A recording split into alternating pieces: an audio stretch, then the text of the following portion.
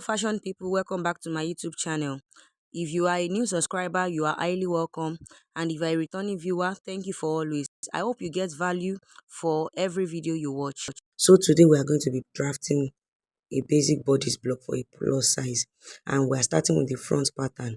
So here I have already created my borderline, and I'm trying to create the space at which I am going to use for the front pattern, half of the front pattern, by me dividing the bust measurement, the round bust divided by 4, and I added extra 2 inches to it.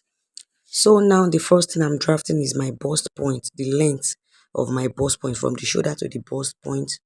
Then the next thing I'm also going to draft is the shoulder to the under bust. But here I noticed that the camera was not covering everything, so I had to turn it horizontally so it can cover it, because I have a very small table. So now I marked my shoulder to under bust and the shoulder to the waistline. If you take your measurement right, you will notice that your shoulder to the half length for the front is different from the shoulder to the half length for the back. It's the difference between the front and back that we always use in taking the bust that. For example, if your shoulder to the half length for the front is 20 inches and the shoulder to the half length of the back is 18.5, that difference, maybe 1.5 inches, is what you use in deducting the bust that. Then I'm going to label them respectively as shown in the video. Also, the waistline can also be called the half length. So the next thing I'm taking is my shoulder measurement divided by 2 will give me my back. So half of it I will plot. And from that point, I added ½ inch allowance.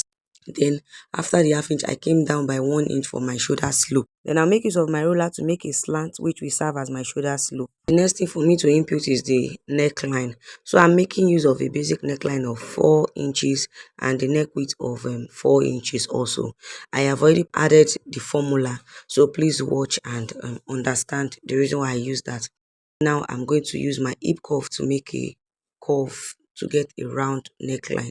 Now for the armhole length calculation, I'm going to make my calculation and I'm going to input it. I've also put up the formula, so please just check through so you can understand what I am doing there.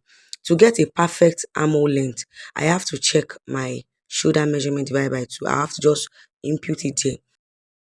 You can see that had it been I followed that mark, there would have been an addition of ½ inch or quarter inch. So just to get a perfect armhole length, that's why we do that. So I'm going to label it. I am being intentional with the labeling because most people are not familiar with the names of all marks and points. So that's why I'm being intentional with those labels. You know, as I've always done, I love detailed video. I love you getting value for what you watch. So that's what I'm just trying to achieve here. Now for the armhole curve, I am going to divide the armhole length by 2. Because this person is a plus size, unlike me always coming in by ½ inch, I am going to come in by 0.75 inch. That is 3/4 of an inch. Then from there, I will make a straight line to the shoulder line and a curve. So for you to know where your curve ends, just divide your bust divided by 4.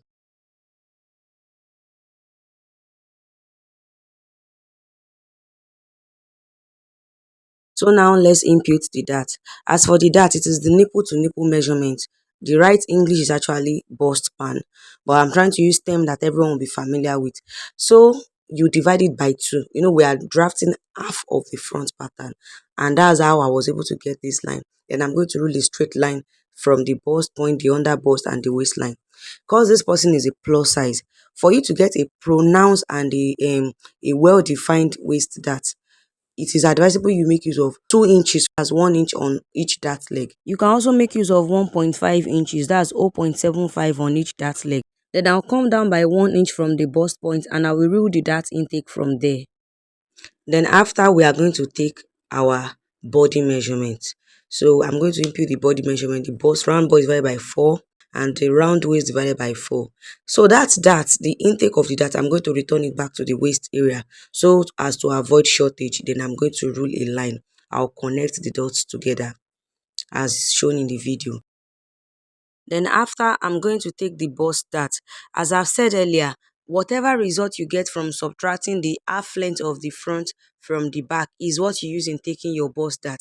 And the bust dart is taken in between the line from the bust point to the under bust. Then you rule straight into the dart line. So we have to close the bust dart, and to do so you have to first open from the waist dart to give more room for you to be able to close the bust dart, like the way I am doing in the video. Then I'll use my maxing tape to close the bust dart. Then afterwards I will try to rule any gaping that might have showed. Like sometimes there's always gaping, and then sometimes it doesn't occur. So as shown in the video, I'll do that. Then I'll cut the pattern paper.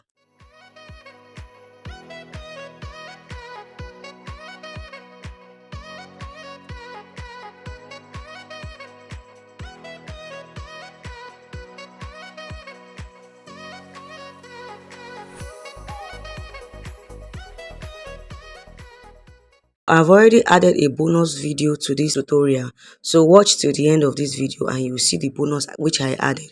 You'll notice it is more pronounced, unlike waist that are always looking flat. So this will accommodate the breast. So now let's move on to the back pattern. The first thing that always differentiates the back pattern from the front pattern for close fitted dress is the zipper. So when you are talking of back pattern for a close fitted dress, remember the zipper allowance. So I mostly make use of 1.5 inches for my zipper allowance. Then after, I will mark a straight line for my shoulder line. Then from the shoulder line, which is our starting line, I will mark my half length measurement. The half length for the front is different from the back. The front I made use of 21 inches, I think, and the back I made use of 19 inches. By the time you finish drafting, you will see that they will align.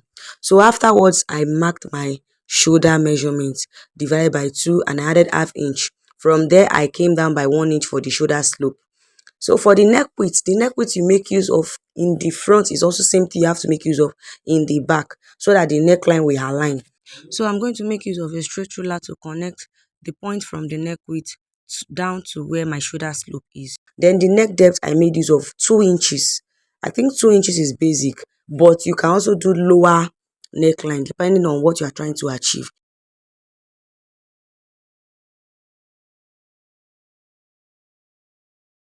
Then from the shoulder slope, I calculated my armhole length. Have done the calculation already in the front.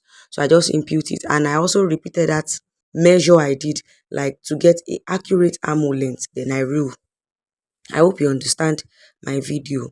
If you have any question, as I've always said, please let me know in the comment section. I will surely answer you. Then I impute my bust measurement, divide my round bust divided by 4, so as to get a perfect curve. So from that point, I came out by 1 inch. So I'll be able to have, it will be a guide for me to get a perfect curve. At times you might not get this curve at once, and at times you get it at once. So, but at times you can just take it one after the other. So you can see as I was taking my time to get a very beautiful curve, as you can see. Then I labeled it my armhole curve. For the back pattern, we are going to be in need of the chest line so as to determine our dart leg. So automatically where your armhole length stops is your chest line. So to get a accurate measurement, I'm going to start from the shoulder line, not the shoulder slope. I'll measure what I get from that shoulder line to the armhole length. Then I'll use it to create a broken line and I'll rule a straight line. That straight line automatically is our chest line. So before we can input every other measurement, we need to contour our back zipper. And I've written the formula there and the reason why we contour the back zipper. For this pattern, I'm going to be making use of 1 inch. 1 inch is for 100% back contouring. And I'm going to rule a straight line there. I'll rule it straight into the back neckline, into any point that the ruler stops. Then I am going to now I'll now re-input a new zipper allowance. Remember, my zipper allowance is 1.5 inches, so I'm going to mark a new one. So you can see that unlike the former line, this one is now looking more slant. Automatically I have eliminated any contour, any bulge that might want to be occurring in the back zipper area. So from that new line, I'm going to input the nipple to nipple measurement for the dart line. So to get a straight line, you notice that the back zipper is not more straight, but we need our dart line to be straight. So as to serve as a guide, I am going to remeasure my dart line from the former straight zipper line. I'll now input it on the chest line, then I'll roll a straight line. If you are not understanding my video, please, you can just try to watch the way I did it so you understand what I did there, so that the dart line can be straight. Unlike the front measurement that our dart intake was 2 inches or 1.5 inches, depending on what you want to use. Since there's no bust at the back pattern, I'm just going to make use of 1 inch as my dart intake, and I'll roll straight into the chest line. Automatically, that makes the dart line for the back longer than the front, so as to give the back a more contoured effect. Then now I will input my body measurement, the round bust divided by 4 on the bust area and the round waist divided by 4 on the waist area, and I will return back the dart intake on the waist area. Also remember that your new lines are starting from this point where the arrow is pointing at.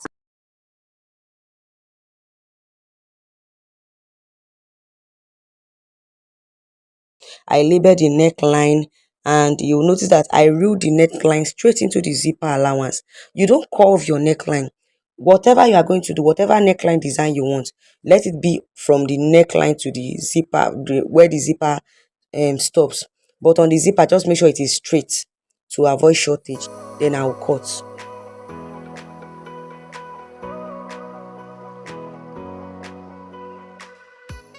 So I intentionally placed the front pattern and the back pattern together. You notice that upon we added extra on the front pattern, on the side they align. If you draft it right, you get it right. So this is the bonus. This is the bonus video. Most people find it difficult to transfer a pattern to their fabric. So this is me explaining how to transfer your pattern to fabric. You'll be getting more of these videos so that when you draft your pattern well, you won't have issues interpreting it or transferring it to your fabric. So this is me showing you how to transfer a pattern to fabric, and I'm starting with the front pattern. I've pinned it round. I took my time to pin it round. I didn't add allowance to most part of the pattern when I was drafting. So this is me adding half-inch allowance from the half length to join to the skirt part. I added 2-inch allowance on the side. And on the armhole, if you remember, I added allowance already when drafting. The neckline, I added allowance, but I forgot to add allowance to the shoulder. I meant to add half-inch allowance on the shoulder part too. But please don't make this mistake like I made here. That's why it's always good to pay attention to details in videos. So please pay attention to the details in the video so you not make same mistake I made. Then, if you notice, I was notching the dart legs, not that opening. I notch from the dart leg. So please watch closely, and if you don't understand, watch again so you understand what I did. Now on the back pattern too, I did the same. On the zipper area, there's no need for me to add allowance. I only added half-inch on the lower part and on the neckline. I also forgot here to add allowance. Then I cut. Just watch the way I cut. So here is the bonus. Also, don't forget that in as much that you've transferred, do not throw your pattern paper. You still need some things to guide you, like the measurement of your dart line. When you're trying to sew your dart, you have to use the pattern as a guide. Thank you so much for watching my video. See you in my next video. Bye.